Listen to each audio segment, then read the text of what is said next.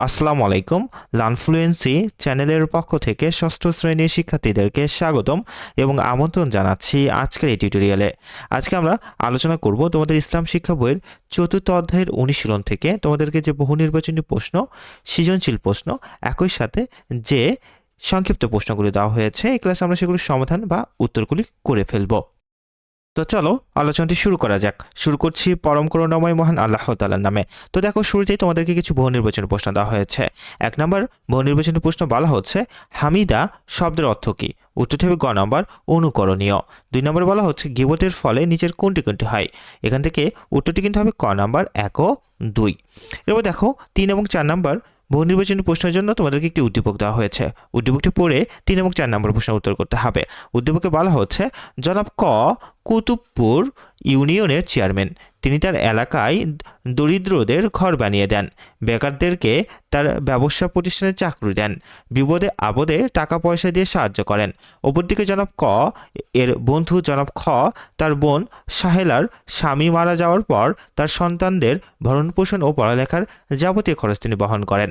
এখান থেকে ৩ নম্বরে বলা হচ্ছে জনাব ক এর কর্মকাণ্ডে আখলাকে হামিদার কোন গুণটি ফুটে উঠেছে ব্যাখ্যা করো। উত্তরটি কিন্তু হবে গ নম্বর প্রতিবেশীর প্রতি কর্তব্য। এরপর ৪ নম্বরে বলা হচ্ছে জনাব খ এর কর্মকাণ্ডে আখলাকে হামিদার যে গুণটি ফুটে উঠেছে তার ফলে নিচের কোনটি কোনটি হবে? তো এখান থেকে কিন্তু উত্তরটি হবে খ নাম্বার ১, ২, ৩ তিনটাই। এরপর তোমাদেরকে সৃজনশীল প্রশ্ন দেওয়া হয়েছে। তো চলো আমরা সৃজনশীল প্রশ্ন উত্তরগুলি পর্যায়ক্রমে দেখে ফেলি। তো দেখো ক নম্বর প্রশ্ন বলা হচ্ছে আখলাকে জামিমা কি? উত্তর দেখো মানুষের দৈনন্দিন জীবনে যেসব কাজ বা স্বভাব মন্দ, নিন্দনীয় এবং অপছন্দনীয় সেগুলোকে আখলাকে জামিমা বা অসদাচরণ বলা হয়, যেমন মিথ্যা বলা, প্রতারণা করা, পরনিন্দা ইত্যাদি। খ নম্বর বলা হচ্ছে সত্য হলো প্রশান্তি এবং মিথ্যা সংশয় ব্যাখ্যা করো। উত্তর এই কথাটির মাধ্যমে সত্য সুফল ও মিথ্যার কুফল বোঝানো হয়েছে। সত্য মানুষকে মানসিক মুক্তি ও প্রশান্তি দেয়, কারণ সত্যবাদীকে কোনো কিছু লুকানোর ভয় পেতে হয় না। অন্যদিকে মিথ্যা মানুষের মনে সবসময় ধরা পড়ার ভয় বা সংশয় জাগিয়ে রাখে। একটি মিথ্যা গোপন করতে বারবার মিথ্যার আশ্রয় নিতে হয়, যা মানুষকে দুশ্চিন্তা ও পাপের দিকে ধাবিত করে। এরপর গ এবং ঘ নম্বর প্রশ্নের জন্য আমাদেরকে কিন্তু একটি উদ্দীপক দেওয়া হয়েছে। আমরা একটি উদ্দীপকটি পড়ে ফেলি, তাহলে গ এবং ঘ নম্বর প্রশ্নের উত্তর বুঝতে খুবই সহজ হবে। তো চলো দেখো উদ্দীপকে দেখতে পাচ্ছ তোমরা, বলা হচ্ছে ক ও খ একই মহল্লায় বসবাস করে। ক একদিন আগুন আগুন বলে চিৎকার করতে থাকে। সবাই তার সাহায্যের জন্য এগিয়ে আসলে সে আস্তে আস্তে বাসায় চলে যায়। খ একদিন অফিস থেকে এসে দেখেন তার মা কঠিন জ্বরে আক্রান্ত। তিনি তার মায়ের মাথায় পানি ঢালতে থাকেন এবং খাবার ও ওষুধ খাইয়ে দেন। অল্প সময়ের মধ্যে খয়ের মা সুস্থ হয়ে ওঠেন। এরপর গ নাম্বার প্রশ্নে তোমাদের এখান থেকে বলা হচ্ছে যে ক এর কর্মকাণ্ডে আখলাকে জামিমার কোন বিষয়টি ফুটে উঠেছে ব্যাখ্যা করো। উত্তর দেখো উদ্দীপকে ক এর কর্মকাণ্ডে আখলাকে জামিমার বা মন্দ চরিত্রের অন্যতম বৈশিষ্ট্য মিথ্যা বলা ও প্রতারণা ফুটে উঠেছে। ইসলামী শরীয়তের কোনো কারণ ছাড়া মিথ্যা বলা বা মিথ্যা বলে মানুষকে বিভ্রান্ত করা কবিরা গুনাহ। উদ্দীপকে ক এর প্রতিবেশীদের সাথে চরম ধোঁকাবাজি করেছে। সে কোনো বিপদ ছাড়াই আগুন আগুন বলে চিৎকার করে মানুষকে আতঙ্কিত করেছে এবং তারা সাহায্য করতে এলে সে আস্তে আস্তে চলে গেছে। তার এই মিথ্যাচার উপহাস করার বিষয়টি আখলাকে জামিমার অন্তর্ভুক্ত।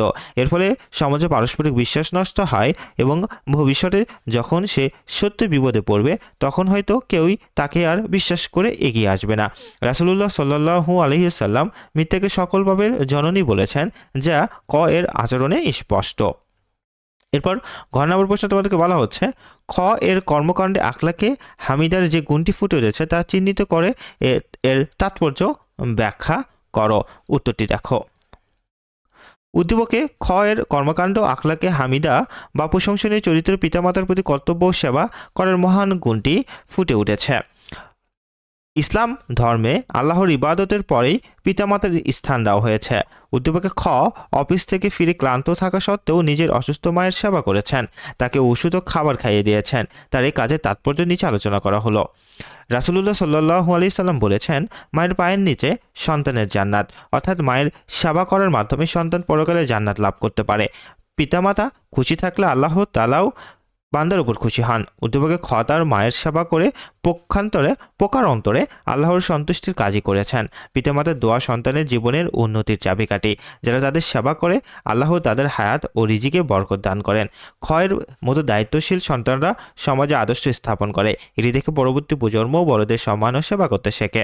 পরিশেষে বলা যায়, খ তার আচরণের মাধ্যমে ইসলামের একটি গুরুত্বপূর্ণ বিধান পালন করেছেন, যা ইহকাল ও পরকালের তার জন্য অশেষ কল্যাণ বয়ে আনবে।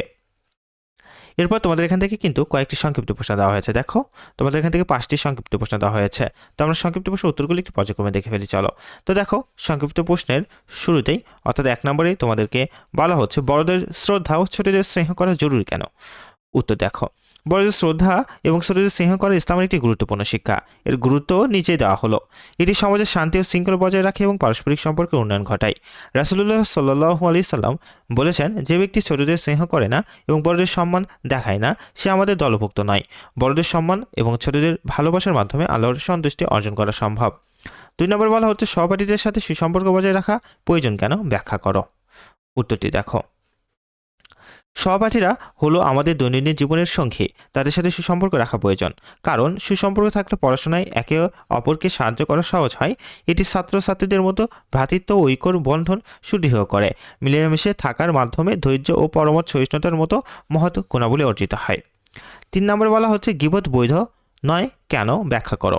কারো অনুপস্থিতিতে তার এমন কোনো সত্য দোষ আলোচনা করা যা শুনলে সে কষ্ট পায়, তাকে গীবত বলে। গীবত বৈধ নয় কারণ পবিত্র কোরআনে গীবত করাকে মৃত ভাইয়ের গোস্ত খাওয়ার সাথে তুলনা করে একে চরম ঘৃণ্য কাজ বলা হয়েছে। গীবত মানুষের মধ্যে শত্রুতা, হিংসা এবং ভুল বোঝাবুঝি সৃষ্টি করে, সামাজিক পরিবেশ নষ্ট করে, এটি অন্যর সম্মানহানি করে, যা ইসলামে কঠোরভাবে নিষিদ্ধ।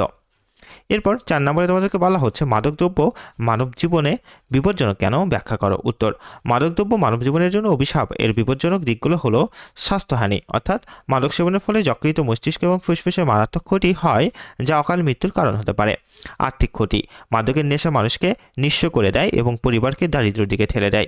পারিবারিক অশান্তি, মাদকাসক্ত ব্যক্তি হিতাহিত জ্ঞান হারিয়ে ফেলে, ফলে পরিবার ও সমাজে বিশৃঙ্খলা অপরাধ প্রবণতা বেড়ে যায়। 5 নম্বর, গালি থেকে বিরত থাকা প্রয়োজন কেন? ব্যাখ্যা করো। উত্তর, গালি দেওয়া একটি অত্যন্ত নিকৃষ্ট স্বভাব। গালি থেকে বিরত থাকা প্রয়োজন কারণ রাসূলুল্লাহ সাল্লাল্লাহু আলাইহি সাল্লাম বলেছেন, মুমিন ব্যক্তি কখনো গালিগালাজকারী হতে পারে না। গালি দেওয়ার ফলে মানুষের মধ্যে ঝগড়া, বিবাদ এবং স্থায়ী শত্রুতা তৈরি হয়। গালি দেওয়া ব্যক্তির নিচু মানসিকতার পরিচয় দেয় এবং এটি সমাজ তার সম্মান নষ্ট করে। তো এই ছিল তোমাদের জন্য আজকের এই আলোচনাটি। ভিডিওটি ভালো লেগে থাকলে লাইক দেবে এবং অবশ্যই লানফলেন্সের চ্যানেলটিকে সাবস্ক্রাইব করবে। আমরা ইতিমধ্যে তোমাদের আগের সব অধ্যায়গুলো থেকেই কিন্তু অনুশীলনী সমাধান দিয়ে ফেলেছে। তোমরা চাইলে প্লে লিস্ট থেকে দেখে ফেলতে পারবে। ভালো থেকো, সুস্থ থেকো। আসসালামু আলাইকুম।